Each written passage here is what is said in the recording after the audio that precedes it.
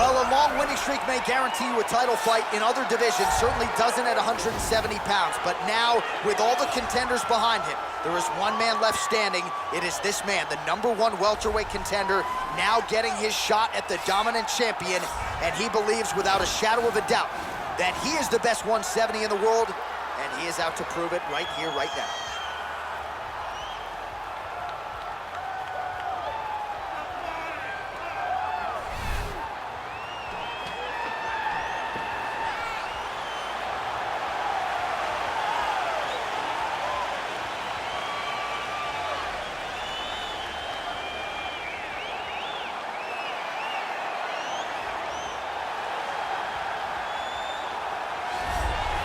He is the reigning, defending, undisputed UFC welterweight champion in a division full of killers.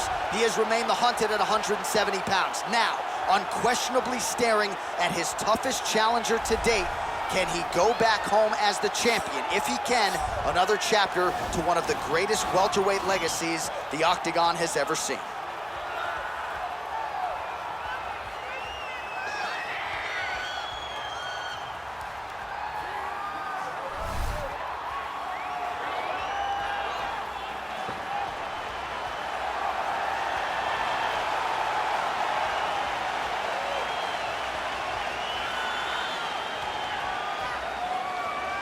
Our tale of the tape for this welterweight championship fight.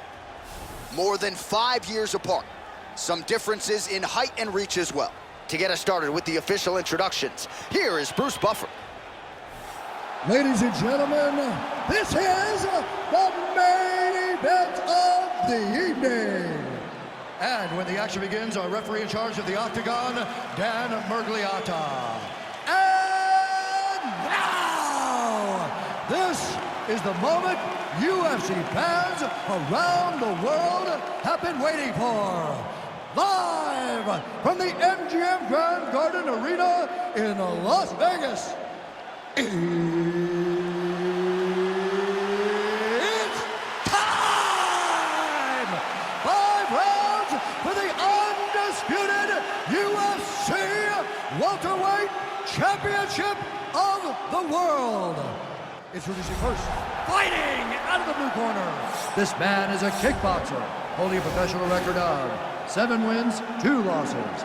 He stands 6 feet 4 inches tall, weighing in at 184 pounds. Fighting out of Sao Paulo, Brazil, presenting the challenger, Alex Pereira!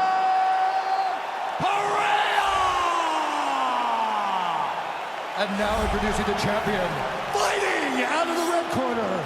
This man is a jiu-jitsu fighter, holding a professional record of 34 wins, 9 losses, and 1 no contest. He stands 5 feet 10 inches tall, weighing in at 155 pounds. Fighting out of Sao Paulo, Brazil, ladies and gentlemen, presenting the reigning, defending UFC welterweight champion of the world, Charles Oliveira!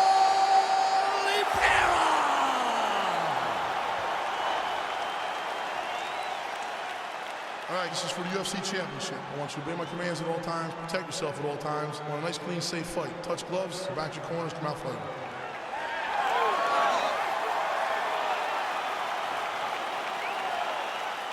You ready?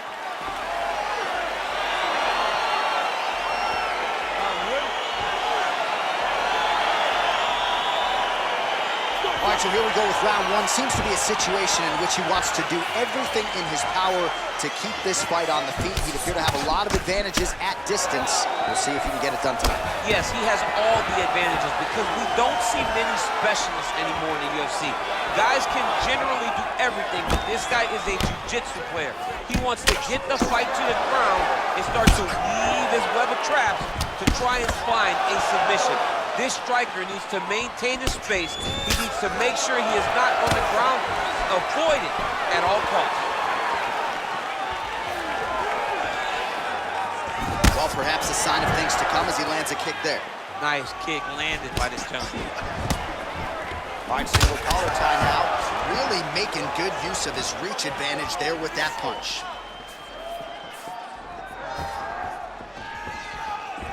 Nice strike. He's very tricky when he throws that body. Oh, perfect head kick there.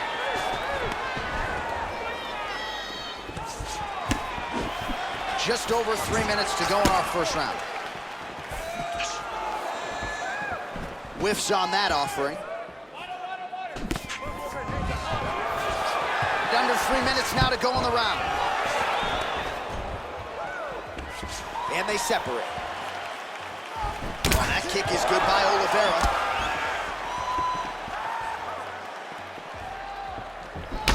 Big left hook coming, it's blocked. Oh, trying to turn out the lights with that. Yeah, looks a little wobbly on his feet. He needs to start looking to finish now because he's got his opponent hurt very bad. Now trying to hip escape. He's just trying to move out of this position off the bottom. The Kimura is not the arm. It's the shoulder pressure that usually makes you tap. But now DC trying to isolate an arm. Yep, he's using the Kimura. And this might just be a matter of time.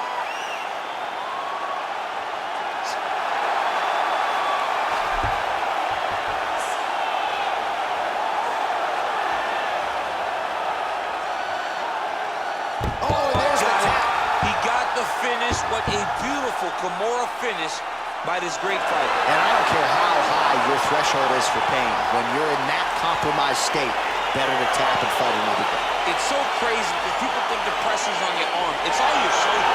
When somebody has a really good Kimura, it feels like they're going to break your shoulder. That's why you have to tap. All right, so a wild round and a wild sequence there on the ground, DC. Talk us through the highlight. He's such a phenomenal grappler. I don't understand how people don't know that this guy wants to submit you. He is the best grappler, best submission specialist we've seen in a long time.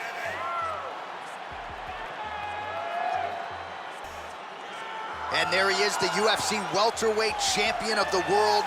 What a moment for him here tonight as he earns the victory by submission. Ladies and gentlemen, referee Dan Mergliata has called a stop to this contest at 3 minutes, 57 seconds of the very first round. Declaring the winner by tap out, and still the undisputed UFC welterweight champion of the world, Charles the Bronx Oliveira. All right, so he came in the best welterweight in the world. Nothing changes tonight. Congratulations to the still UFC welterweight champ. He understands that he is the best fighter in the world at 170 pounds, and he proved that tonight.